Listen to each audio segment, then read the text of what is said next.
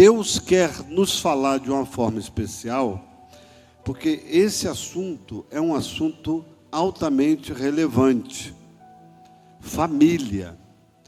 A palavra família vem do latim, que é a mesma expressão, família, latim família. E ela, na Bíblia, no reino de Deus, ela tem um peso de tamanha importância. A gente vai encontrar muitas vezes essa expressão, a casa de Davi, a casa de tal pessoa. Quando fala essa casa, está se referindo à família desta pessoa. E aqui a gente começa a refletir sobre a casa de Davi. Davi, que teve muita influência no seu reinado, no seu ministério.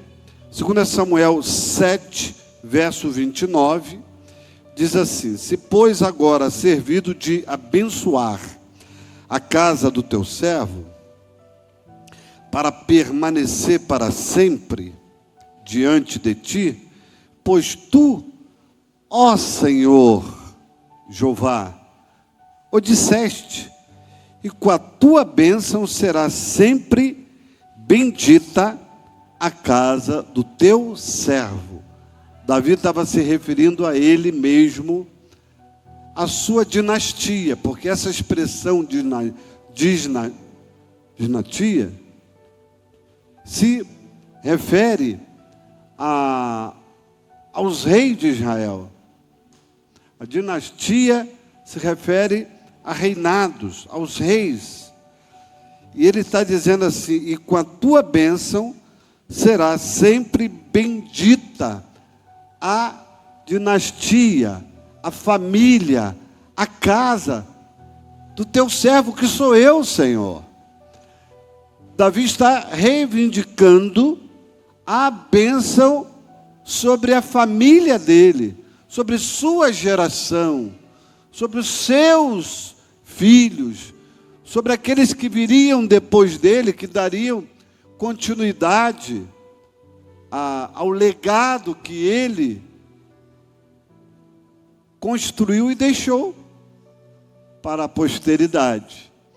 Então Davi reclama, no bom sentido, a bênção de Deus sobre sua parentela, sobre a sua casa, sobre os seus, que viriam e dariam continuidade. Davi é um homem que nós sabemos, conhecido como um homem segundo o coração de Deus, um homem que agradou a Deus porque amava louvar, amava adorar, um homem que escreveu a maioria dos salmos, não todos, mas a maioria dos salmos, e um que perpetua e que fez história, o Salmo 23, num cenário que Davi está ali, provavelmente, ou sentado, ou em pé, ou debaixo, ou descansando de uma árvore, olhando ali as ovelhas bebendo água, se alimentando, e ele dedilha ali a sua harpa e começa a dizer: o Senhor é o meu pastor, nada me faltará, deitar-me faz em verdes pastos, como essas ovelhas estão agora, guia minha alma a lugares tranquilos, refrigera a minha alma. E ele vai, e ele fala, e ali ele solta a sua poesia, adora a Deus. Davi tomava conta de ovelhas com muita alegria, com muita vontade, disciplina, disposição, encarava aquilo de uma forma de amor ao seu pai, porque eram as ovelhas do seu pai, e ele se dedicava pedindo a bênção de Deus para proteger as ovelhas do qual ele estava ali liderando. Matou o urso, matou o leão, e consequente, depois você conhece a história, que ele mata um gigante na autoridade do nome do Senhor. Davi constrói uma história. Davi, ao construir uma história, ele vai, tem esposa, tem filhos. E uma coisa importante aqui para nós, pais, homem, mulher, quem aqui é pai? Mãe, levante a mão. Nós somos o exemplo dos nossos. Nunca esqueça que os nossos filhos estão nos vendo. Nosso comportamento, nossas atitudes, a quem nós priorizamos. Meu pai é de Deus, minha mãe é de Deus. A minha mãe e meu pai têm o hábito de domingo ir para a escola bíblica, ir para o culto celebrar ao Senhor. Nossos filhos estão nos filmando. Eles estão registrando desde a hora em que eles tomam consciência de que papai e mamãe estão fazendo algo, e eles atingem a idade da razão, e ali eles nos veem. Como nos comportamos nas prioridades. Assim, nós vamos construindo um legado, um ensino, mais do que bens. Não estou tirando a importância dos bens. Alguns pais têm condições de dar bens a seus filhos, outros não. Mas o maior bem que você pode deixar para a sua geração, para a sua filha, para o seu filho, é a vida de integridade, de caráter, que você deixa com que eles filmem em você. Que eles vejam você ser. Eles sabem que você gosta de pagar dívidas, porque nunca ninguém bateu na sua porta cobrando um dinheiro que você não pagou. Eles sabem que isso não acontece. E se algum dia aconteceu, você tem que consertar essa história para que eles vejam que você, pai, que você, mãe, não é caloteiro. E que você vive os princípios da palavra de Deus. Princípios que nos regem, princípios que nos faz construir uma história de família. Porque família não se constrói só com dinheiro. O dinheiro vai fazer parte, você vai trabalhar, você vai correr atrás. Eu tive alguns erros na minha vida paternal. Um deles foi não curtir muito a fase infantil dos meus filhos. E a gente só dá conta disso quando a gente tem neto. Sabia disso? Puxa vida, hoje que eu estou vivendo aqui com os meus netos, poxa, eu não vivi com os meus filhos. Na época, eu priorizei o trabalho, priorizei só botar comida dentro de casa, correr atrás, mas não separei tempo para viver a vida infantil deles. Tive alguns momentos, mas não foram tantos. Meus netos, eles curtem mais a minha vida e eu curto mais a vida deles, com muito mais intensidade do que eu pude fazer isso com os meus filhos quando eram pequenos. Lembro de alguns momentos, praia, aqui, ali, alguma coisa, zoológico e tal, mas não lembro de ter levado o Abel ao cinema. Não sei se ele lembra, a Isabel, a Raquel, mas os meus netos eu já fui várias vezes ao cinema com eles. Eu não sei se foi porque também a grana era mais curta, e os tempos dos anos 80 e ali 90 eram outros, mas a gente precisa pôr os olhos nisso. Você que é pai, você que é mãe, e seus filhos estão lá com 3, 4, 5, 6 anos, até os 10, seja mais intenso com eles, gaste mais tempo passeando, sendo atencioso, brincando com eles, indo na praça comer uma pipoca, indo ali, acolá.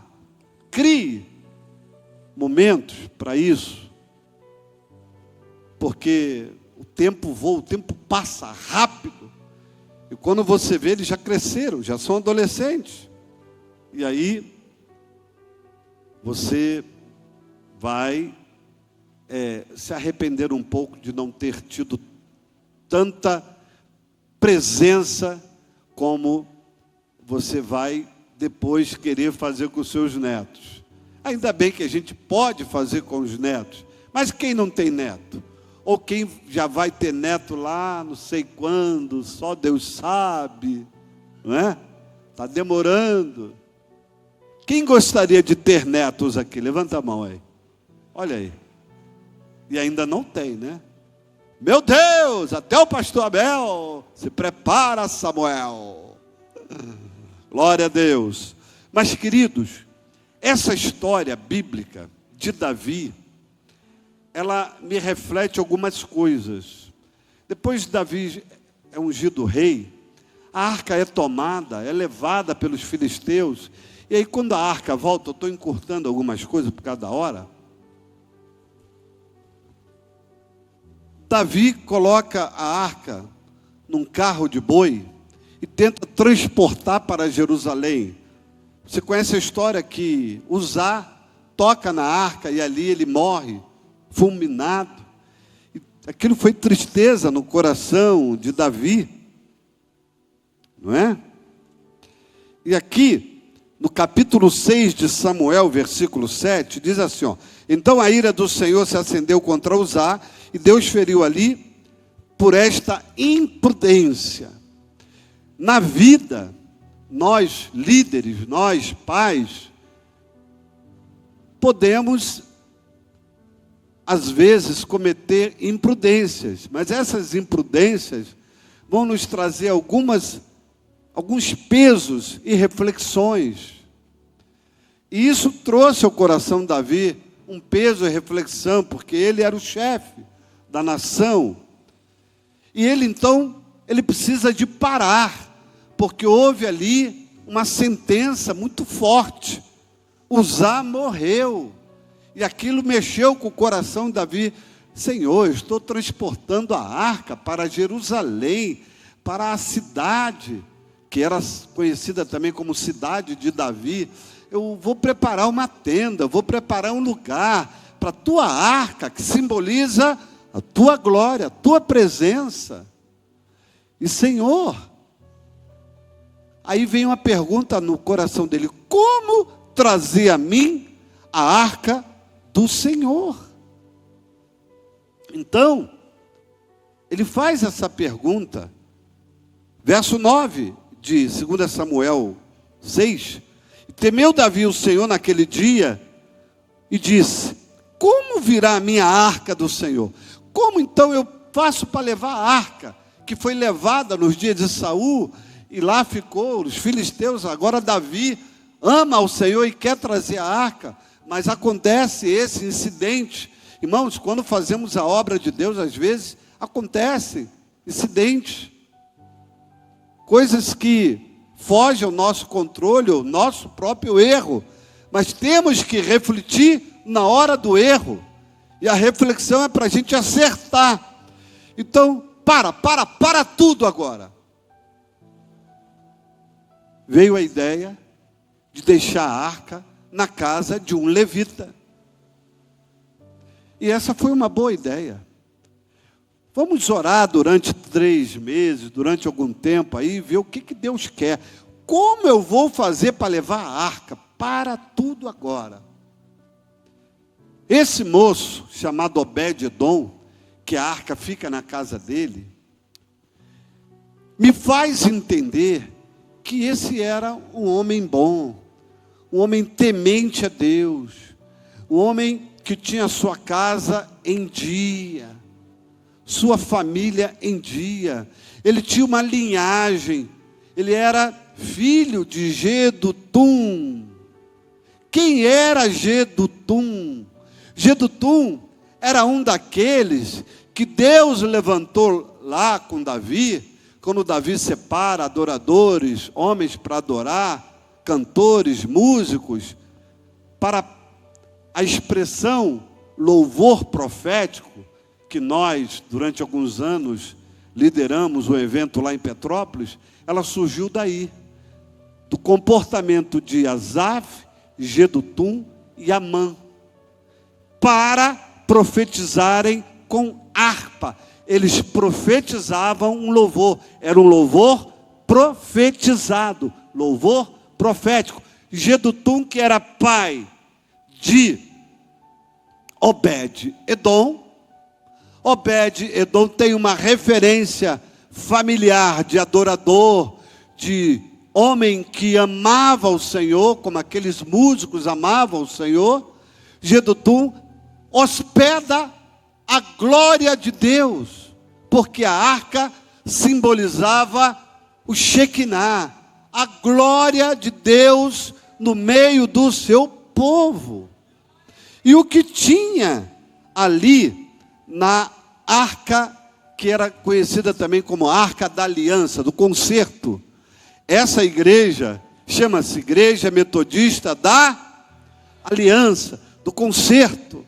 Só que essa aliança que nós demos nome à nossa igreja, ela fala da aliança do Novo Testamento, do novo pacto, feito com sangue no Calvário. Por isso ali na nossa logomarca tem uma bolinha que é uma gota de sangue. Você já viu essa gota de sangue na logomarca da IMASC? Simboliza, está aqui atrás, isso. Simboliza a aliança que Jesus estabeleceu na cruz do Calvário. Então a Arca da Aliança falava do concerto que Deus fez com o seu povo, e agora é renovado. Farei um novo pacto. Esse pacto que Deus faz com a sua igreja através do sangue de Jesus. Voltando então a essa arca, ela tinha dentro dela as tábuas da lei que Moisés recebeu no Monte Moriá. Ela tinha o maná, os pães, e ela tinha a vara de Arão. Então essa arca simbolizava provisão, autoridade divina, presença de Deus. Eu disse provisão, autoridade divina, presença de Deus. E o que vai para a casa de Obed-edom? Provisão, autoridade divina, presença de Deus. Aqui que eu quero que você observe. O que tem a ver isso com família? Muita coisa. Porque uma família recebeu provisão, autoridade de Deus e presença de Deus. E essa presença na casa de Obed-edom, provisão de Deus na casa de Obed-edom, fez toda a diferença. Ele prosperou, porque a presença de Deus nos faz prosperar. A presença de Deus na nossa casa muda a nossa história. Meus irmãos, eu não sei aonde a Sandra estava com a cabeça quando casou com um camarada como eu, que não tinha nada. Mas eu tinha uma coisa muito importante. Olha a carinha dela, o que ele vai falar? Eu tinha a presença de Deus. Porque muito mais do que bens, porque muito mais do que coisas, porque muito mais do que a gente conquistar coisas nessa terra, a presença de Deus, sem coisas, sem nada, é muito mais. Eu não tenho nada, mas eu tendo a presença de Deus, eu tenho tudo. Eu tenho um futuro a construir. E a Sandrinha acreditou. Ela fez igual o anjo. A minha anja Sandra, quando Gideão estava lá em Ofra, Senhor, eu sou o menor da minha casa. Aí o anjo, vai nessa tua força. E eu? Que força eu tenho? Porque Gideão não estava enxergando o seu potencial. Gideão não estava vendo o futuro. Gideão não estava acreditando nele mesmo. E é assim, às vezes tem pessoas que põem os olhos em nós e acreditam. E você não acredita em você. O homem que acreditou em mim foi Bispo Samuel Henriques da Mata. Meu professor, meu discipulador, mestre na palavra, que me ensinou o caminho, etc, etc. Eu falei que a Sandra acreditou em mim como homem, como marido. Vou casar com ele. Aí eu acho que cantaram a música para ela assim: quando tudo diz que não. O pai dela falou: tu vai casar com aquele cara? Ela, vou. E não é que deu certo? 40 e tantos anos, construímos uma família. Temos agora alguma coisa. Temos um patrimôniozinho. Temos uns netinhos aí, abençoados. Não é? Uma netinha abençoada, que hoje à tarde dormiu comigo, com a Sandra. Vovô, me ajuda, vovô. Gente, é lindo isso, sabe? Muito bonito. E quantas vezes, às sextas-feiras, eu tenho que contar também, né? Que vai o Samuel lá para casa, vai o Ezequiel, e às vezes, quando o Miguel está por perto também, e a gente vai, e a gente tem os momentos da pipoca. Vocês não sabem, mas sempre que possível, às sextas-feiras, eu como pipoca à noite com Samuel, Ezequiel, e às vezes o Miguel, e a gente vê o melhor filme que tem para ver com o neto. Sabe qual é? Sabe qual é? Fala. Mr. Bean. Cara, já sabemos todos os filmes, episódios do Mr. Bean. Eu recomendo, viu? Gente, é muita risada que eu dou com eles. Aí a gente vai dormir meia-noite, 1h, e é muito legal, né? Então, esses momentos agradáveis de família, isso é construído, é uma história. Aí eu quero dizer para você que Obed-Edom, ele abraça a Arca da Aliança, e a Bíblia diz que ao final dos 3 meses, o Senhor abençoou a sua casa. Olha só, aqui no verso 29 de 2 Samuel 7, ou melhor, 6, versículo 11. E ficou a arca, 2 Samuel 6, 11. Ficou a arca do Senhor em casa de Obed-Edom, geteu. Ele era geteu. 3 meses. E abençoou o Senhor Obed-Edom e toda a sua. Essa casa aqui é sua família, seus filhos, sua esposa. O Senhor abençoou. Então, o que fizeram? Avisaram a Davi. O que eu falei? Davi parou. Opa, vou refletir. Como trarei a minha arca do Senhor?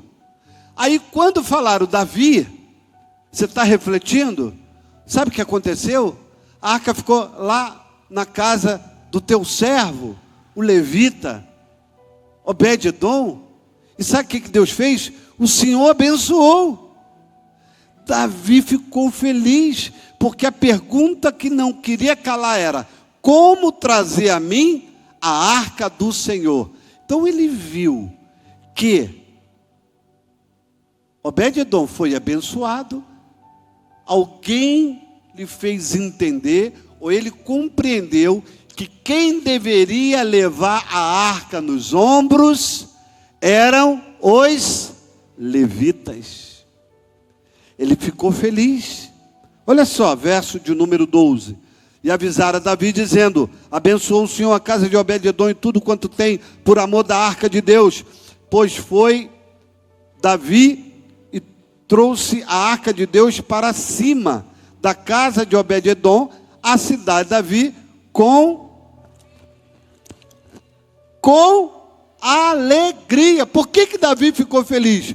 Porque Davi viu que Deus agora não matou mais um, abençoou. Deus viu que a arca foi bem conduzida ali na casa de Obed, ela foi bem tratada, havia temor, havia respeito, havia santidade, a glória de Deus estava ali. Irmãos, preste atenção, aonde a glória de Deus está numa casa, a casa prospera em todos os sentidos, não só materiais também, mas muito mais alegria do Espírito Santo, paz do Espírito Santo.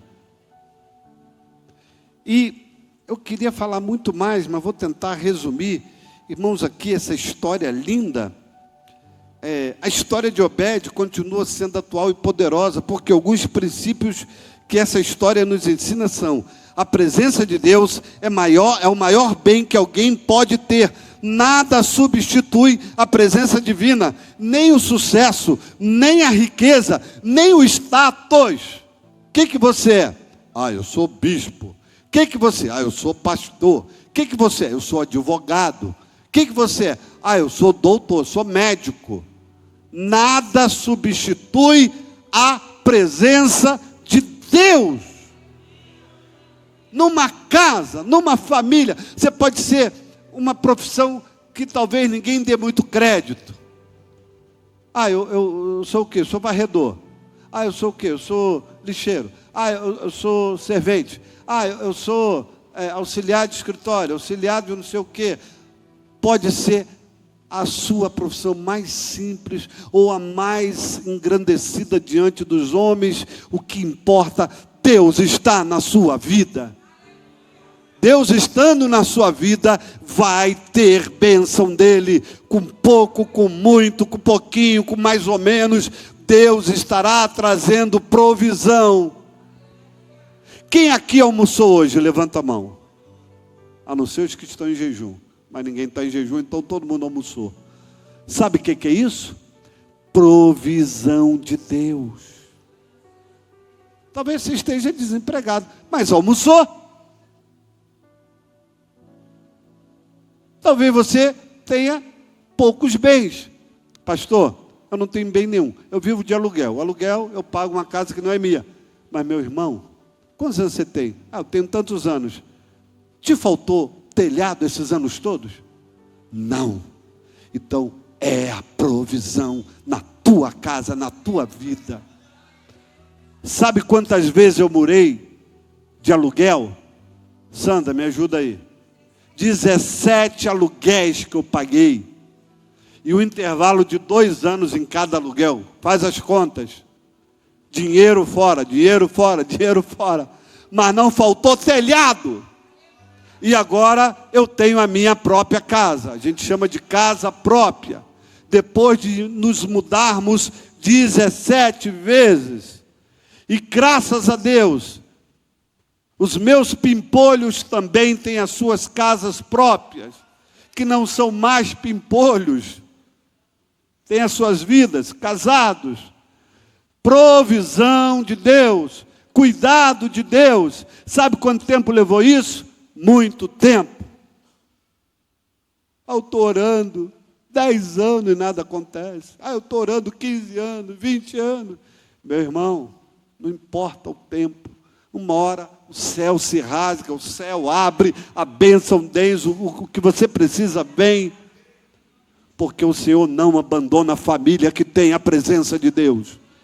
Pastor Eusébio, pastora Márcia, Deus não abandona a família que tem a presença de Deus. A presença de Deus muda a história, muda hábitos, muda comportamentos. A presença de Deus atrai coisas boas sobre ti. Glória a Deus.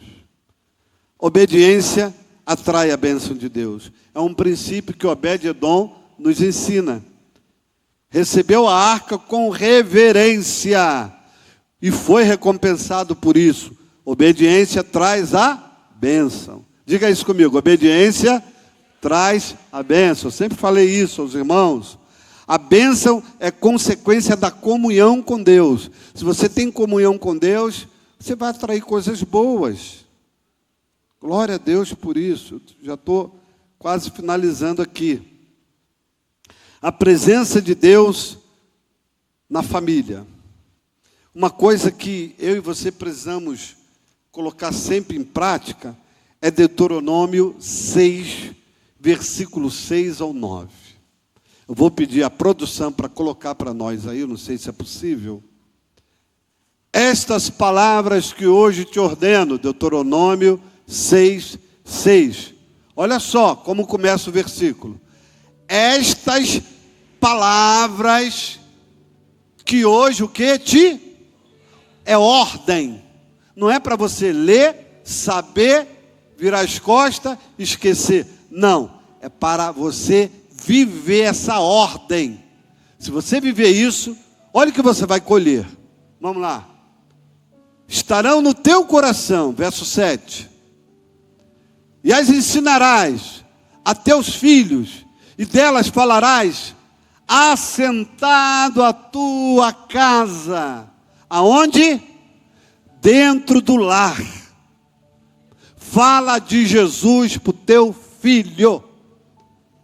Se não falar, seja o exemplo para ele. Indo para a igreja, terça, quarta, domingo, fazendo evangelismo. Fiz muito evangelismo.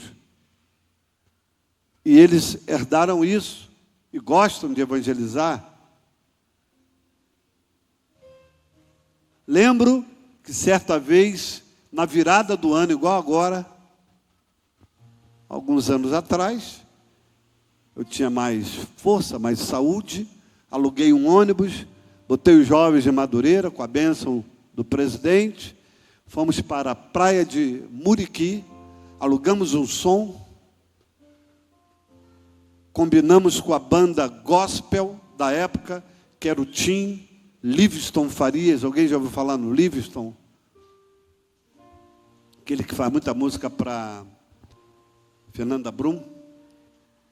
E aí, meia-noite, na virada do ano, a gente estava com palco, som e uma cabana. O Abel e a Raquel dormindo ali dentro. Eu acredito que Isabel ainda não era nascida. Isabel veio em outro momento. Aí estávamos em Muriqui. E o Abel dormindo e a gente fazendo a obra. Filho não atrapalha. Diga comigo, filho não atrapalha. O diabo é que arruma desculpas. Sabia disso? Filho não atrapalha. Ele é muito pequenininho. Leva ele, bota na tenda lá, bota ele para dormir e vai evangelizar. Ele toma mamadeira, leva a mamadeira dentro da bolsa. Filho não atrapalha. E aí isso vai marcar a vida dele, porque nós vamos contar essa história. Abel, tu dormia dentro de uma tenda enquanto eu pregava, evangelizava e cantava. E ali, meia-noite, começou a chover, tivemos que cobrir tudo, parou tudo. Aí tinha alguns terreiros, e a gente não sabia o que fazer. Fomos para debaixo do pau, começamos a orar. Senhor, faz essa chuva parar, porque a gente quer ligar o som para cantar, para louvar, para pregar. E de repente, a chuva parou. Irmãos, quando a gente ligou o som, ninguém tomou choque. A gente começou a cantar, a pregar, foi uma maravilha. Os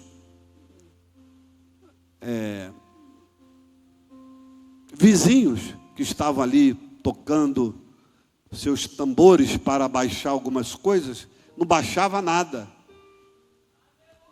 E aí vinha gente, pedir oração, um veio, entregou a faca, eu ia matar minha esposa agora.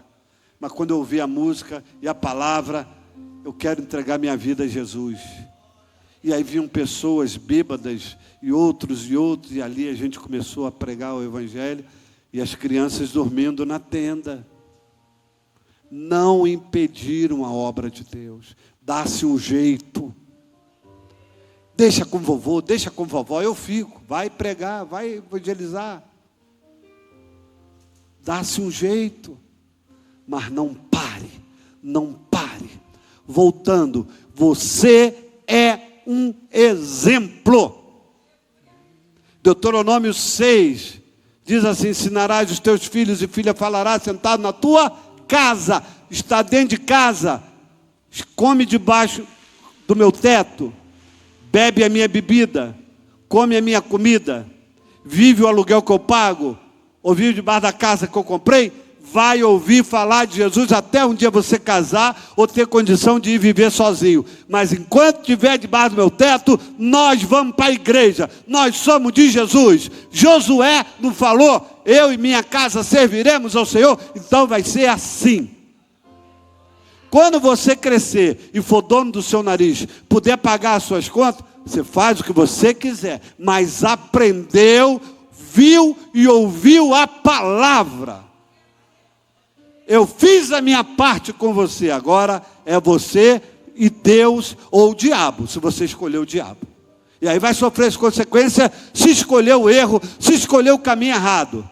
Jamais vai poder dizer que teu pai e tua mãe te ensinou errado. Porque domingo eu te levava para a igreja, domingo eu te levava para a escola dominical, e lá você aprendia na escolinha as músicas, as palavras, as mensagens, a arca de Noé, tudo foi colocado na tua cabeça. E agora? O que você vai fazer que cresceu e é dono do seu nariz? Ilusão. Achar que é dono do nariz, que paga suas contas, ou que casou, ou que mora sozinho. Ilusão. Achar que você é dono do seu nariz. Alguém te criou. Alguém fez você nascer. Alguém te deu a vida. Alguém deixa você respirar esse ar. Você não é dono do nariz, não. Deus é o autor da sua vida. Submeta-se a Deus. E se você ainda mora com seus pais, submeta-se a Deus e a seus pais. Ah, meu pai não é crente, minha mãe não é crente. Eu fui o primeiro cristão da minha casa. Eu tinha 13 anos de idade. Viu, produção? Eu tinha 13 anos de idade quando entreguei a minha vida a Jesus. Ontem eu estava até pensando, eu acho que eu vou escrever um livro das histórias espirituais que eu passei. Algumas sobrenaturais, que eu não contei. Com 13 anos eu vi um anjo. E eu estava saindo com a minha mochila. Samuel me lembrou que o cara quis roubar a minha comida que estava na mochila, a marmita. Aí de manhã, eu saindo lá na rua Conselheiro Galvão. Aí eu fui saindo assim, tinha um jardim, e eu louvo a Deus por aquele jardim, porque aquele jardim era cuidado por um homem da Assembleia de Deus, que pregou o Evangelho para mim, quando eu tinha 13 anos. ele parecia com Eusébio, naquela época.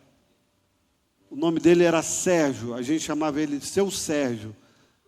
Ele era o jardineiro do condomínio onde eu morava, na Conselheiro Galvão 210. Aí seu Sérgio um dia me deu uma Bíblia, Novo Testamento, e me ensinou o Pai Nosso e outras coisas, falava de Jesus na hora do almoço para nós. Olha, fale de Jesus na hora do seu almoço para alguém.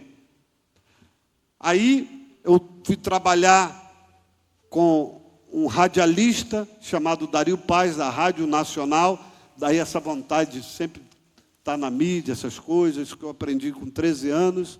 Fui trabalhar na equipe Dario Paz, jornal de bairro. Saí para trabalhar, com a marmita nas costas. Quando eu olhei para o jardim, não vi o seu Sérgio, mas eu vi uma criança brincando no jardim. Sabe que horas eram, irmãos? 6 horas da manhã. Eu recebia salário de menor. Alguém sabe o que é isso? Dos anos 70, salário de menor, sabe disso? Existia. Hoje é outro nome, né?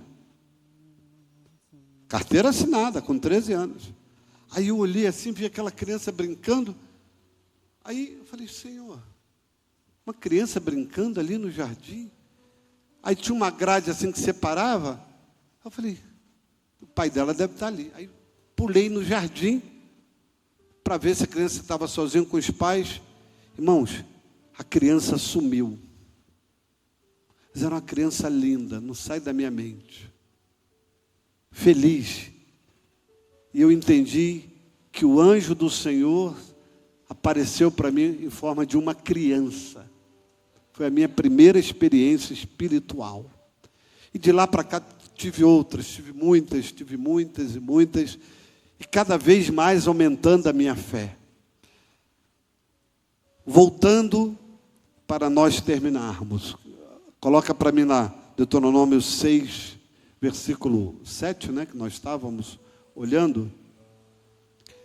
Ensinarás assentado à tua casa, andando pelo caminho, deitando-te e levantando-te.